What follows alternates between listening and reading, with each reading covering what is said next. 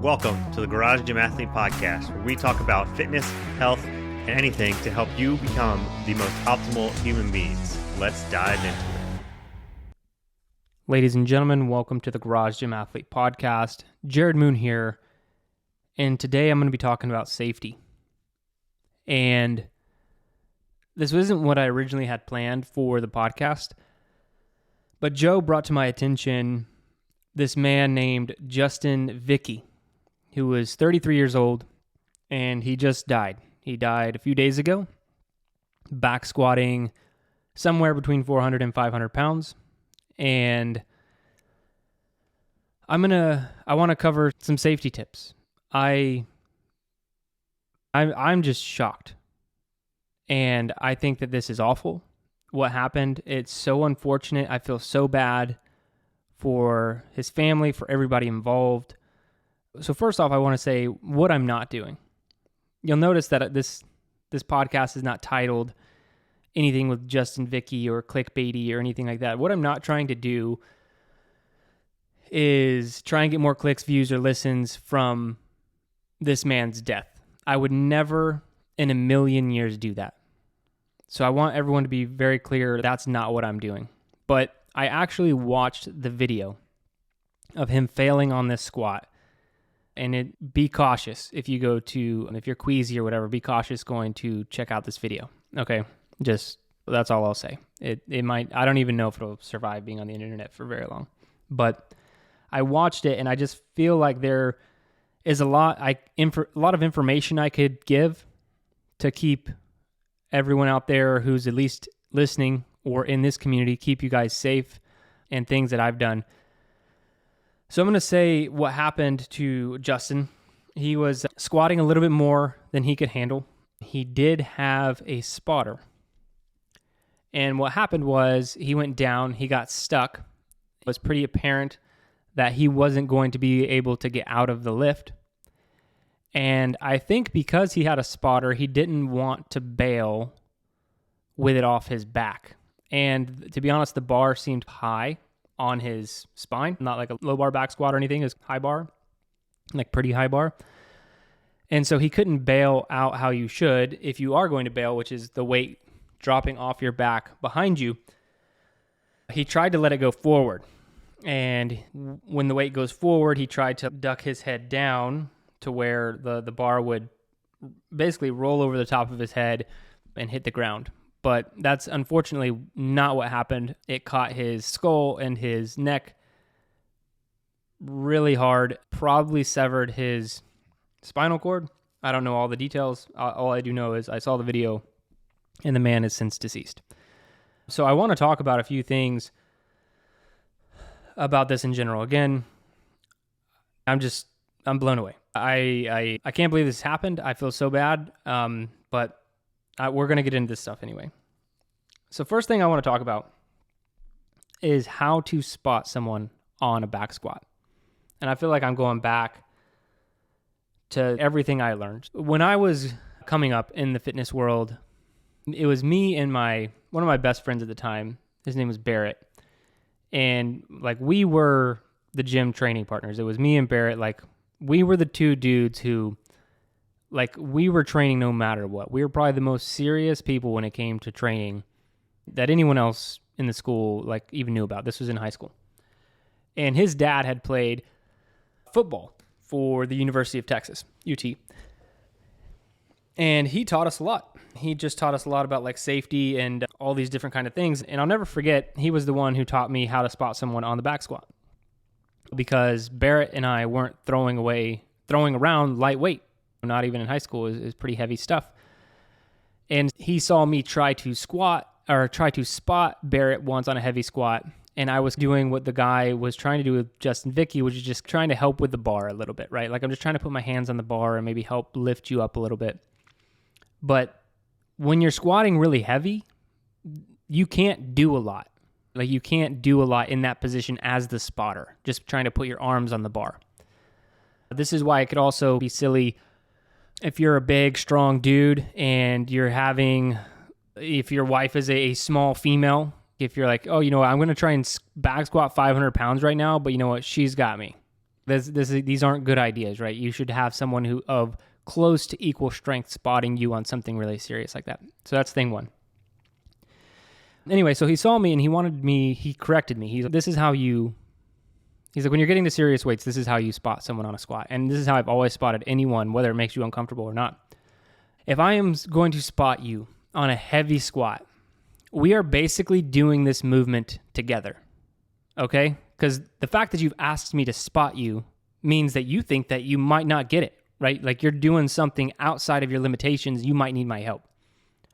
And so I am going to squat down with you. I am basically going to be spooning you. Like I said, no matter how uncomfortable that makes you, we are getting pretty intimate if I am helping you on the back squat. And what I'm going to do is I'm going to go down with you. I'm not actually spooning you. I'm not actually touching you. But what I'm doing is I have my arms underneath like your armpits. I'm not touching you yet. I'm only touching you if you need it. And I've had to help Barrett out of heavy squats and other people that I've trained with. And so what happens is when you go down, I'm going down with you. I'm prepared to give it everything I've got from my squat potential.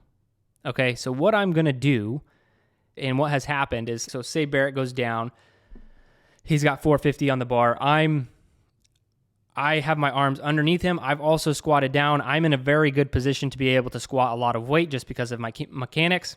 I notice he's stuck. He's not moving up anymore, right? All I'm doing is staring at the bar on his back in relation to the wall like in front of us.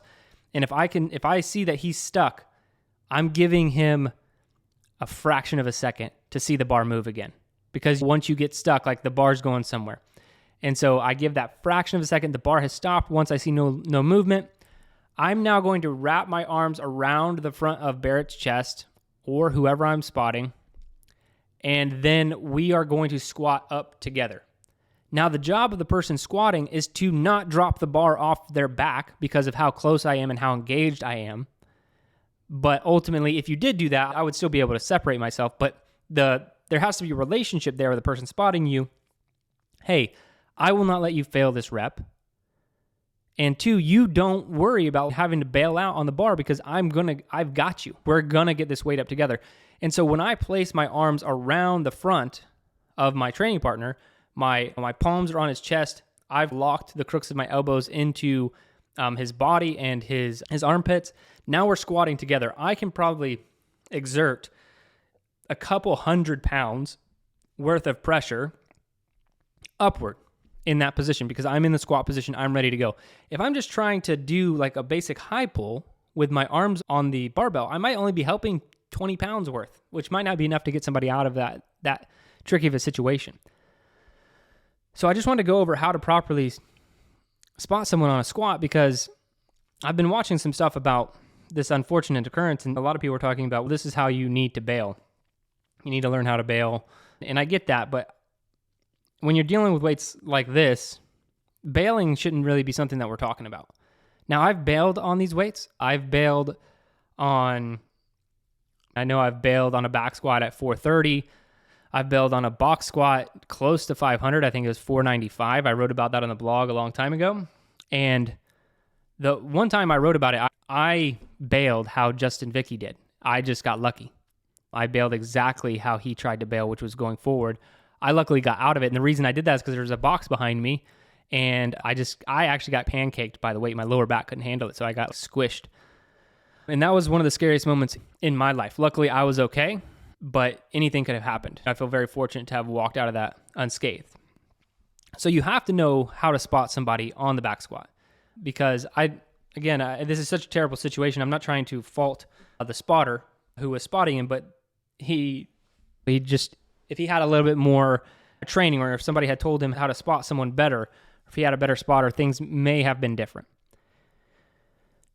So you have to know how to spot someone on the back squat. That was my main point after watching that video. And then if we want to talk about bailing, I'm at the point maybe in my life and in my training where I'm beyond that. Like I'm not bailing. I'm not doing weights that would cause me to bail. Let me rephrase that. I'm not trying to say I never bail, like whatever. I'm not interested in trying to bail on back squat weights or anything like that anymore.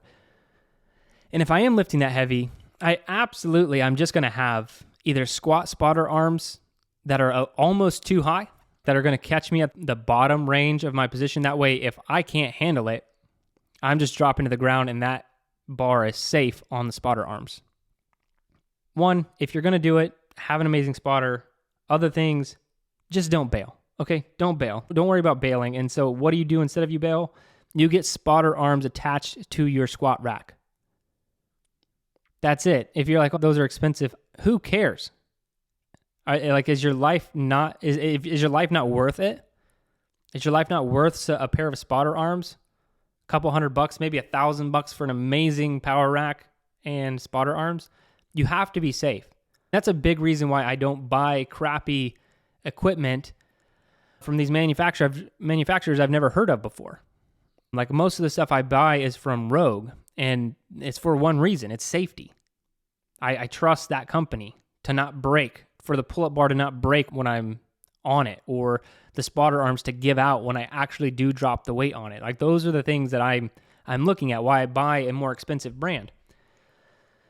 Now, at a minimum, if you are like, hey, I just don't have the money, I can't do it, go get some sawhorses. I used sawhorses for a long time, and I think the ones I had, each one was rated at 500 or 600 pounds, meaning the bar could be up to 1,000 to 1,200 pounds before they would cave in, and I'm not obviously lifting anywhere close to that. And even sawhorses got me out of a couple precarious situations over the years, and they're very inexpensive. That's not my go-to. My go-to is have an amazing spotter and have a spotter who knows what the hell they're doing behind you, and then also have the spotter arms. And then last resort, have really strong sawhorses if money is tight and you just absolutely won't buy the right kind of equipment. So that's it on squatting. Okay, just be careful, be safe out there. Like it's more dangerous than we realize. It's not like people are dying from the squat on a weekly basis, but the fact that you even can die.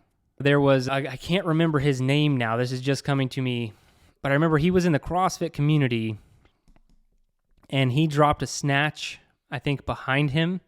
And there was some weights that were like misplaced or whatever. They were misstacked, and the snatch dropped and bounced back up and hit him in the back of the neck, like in the spinal cord region. He lived, but he's paralyzed from the waist down.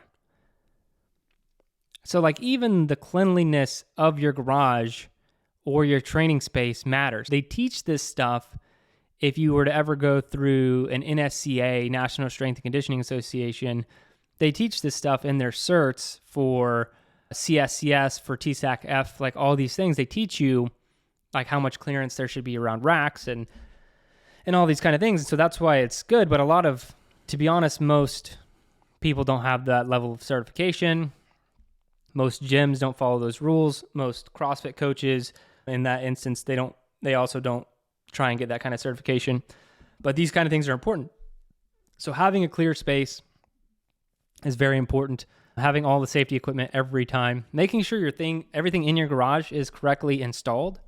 If you're hooking things to studs, making sure that you're well into the stud if you're drilling into the stud with a pull-up bar or like a wall-mounted rack or anything like that, making sure that you actually have placed that equipment correctly is very important.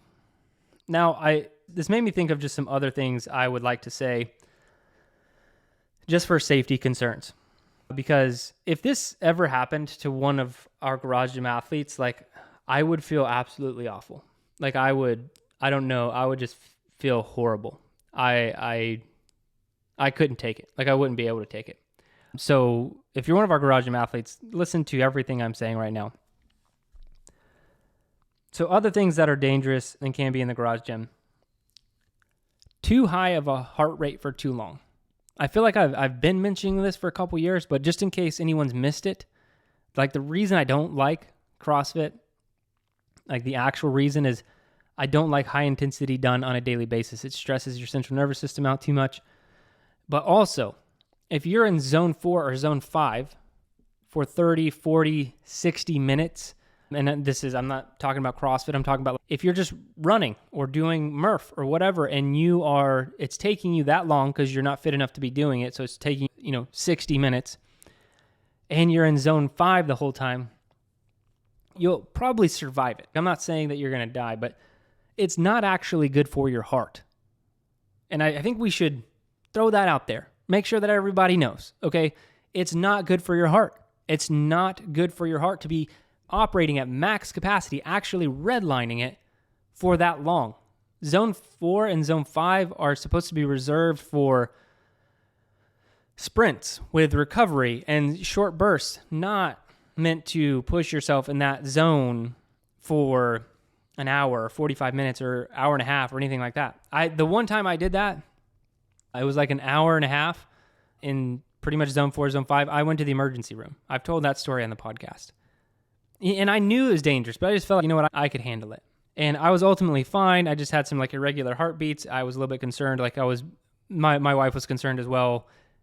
It was like in an abundance of caution. We went and everything was fine. My heart is fine. Everything checked out fine, but it was scary. And that's not good for you. And too high of a heart rate for too long. So what that actually means is that you're not fit enough to be doing the training that you're trying to do. That's what it means. So if I tell you to go run 5 miles right now, but I tell you I want you to run it in a certain amount of time, and you're like, I think I can do that. But you have to be in Zone 4, Zone 5, the entire 5-mile run. Let's just say Zone 5. That the entire time, and you do it, that's not how training works.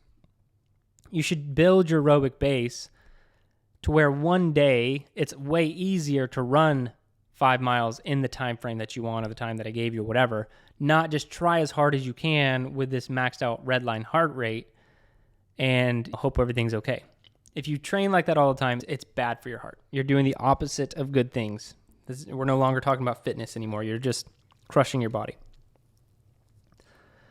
Okay, other smaller things.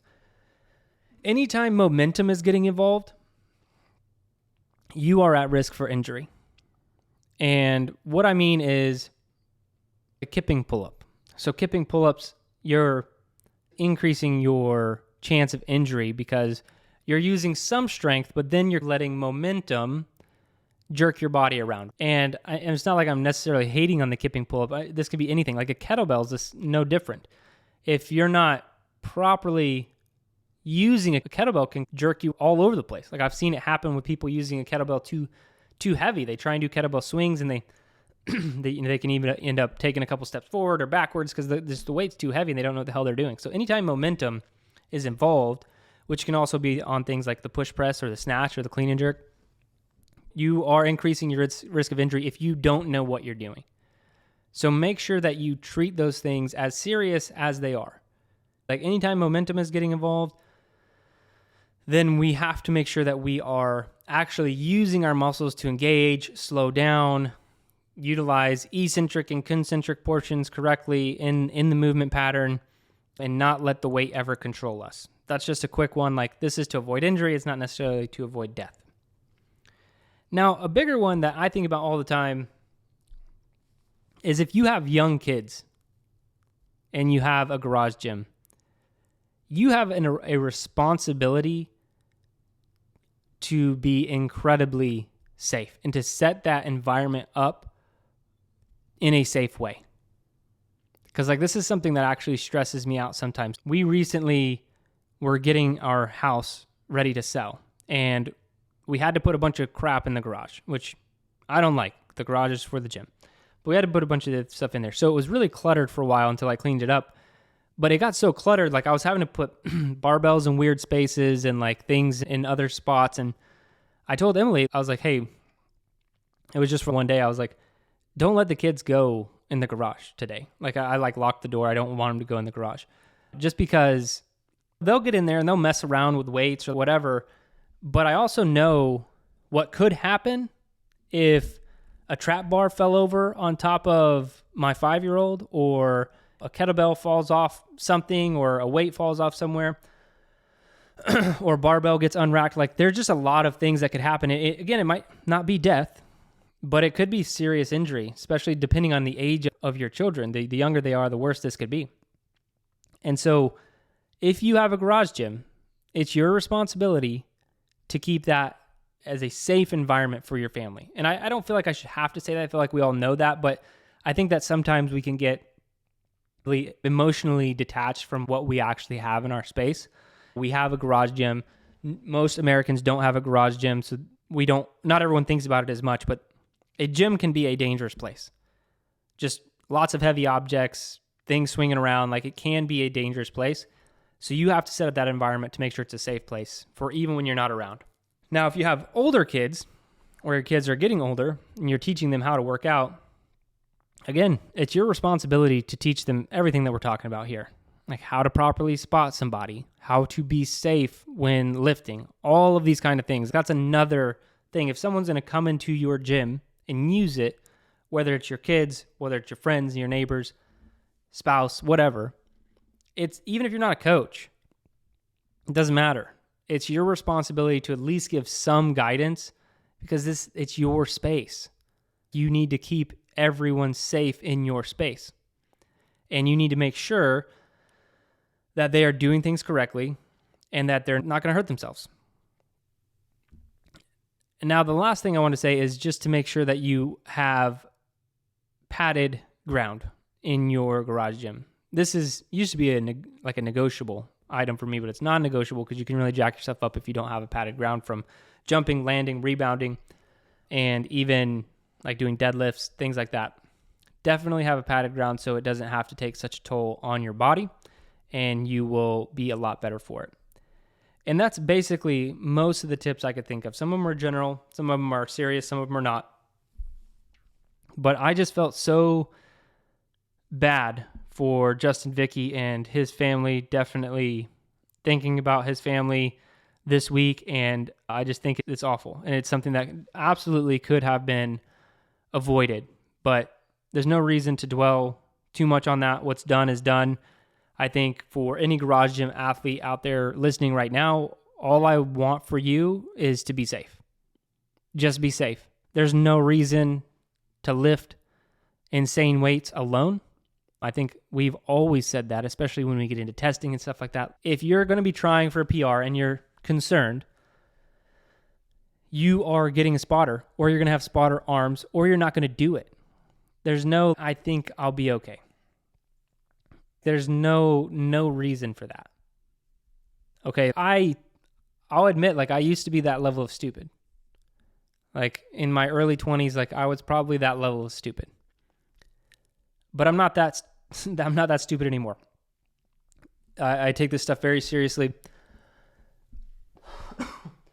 I take safety very seriously, and I think that you should as well. And that's all I want for you. Be safe out there. If you're going to be trying anything hard, stupid, heavy, make sure that you have all the safety parameters in place, all the safety equipment in place. Don't do anything stupid. Don't push it for no reason. Live to fight another day. Live to train another day. There's no reason to push the envelope.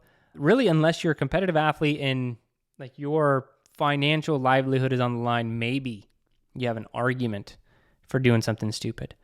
But even then, you could lose that argument because your life is the most important thing. Your safety and your family's safety are the most important things when you have a garage gym. So focus on those things. And that's all I have for today. Be safe out there, everyone. For all our garage gym athletes out there who are just hitting it every single day and being safe and maintaining your fitness, really appreciate you all being part of the community. If anyone wants to be a part of Garage Gym Athlete Training, feel free to go to garagegymathlete.com and you can start a free trial. But that's it for this one. Remember, if you don't kill comfort, will kill you.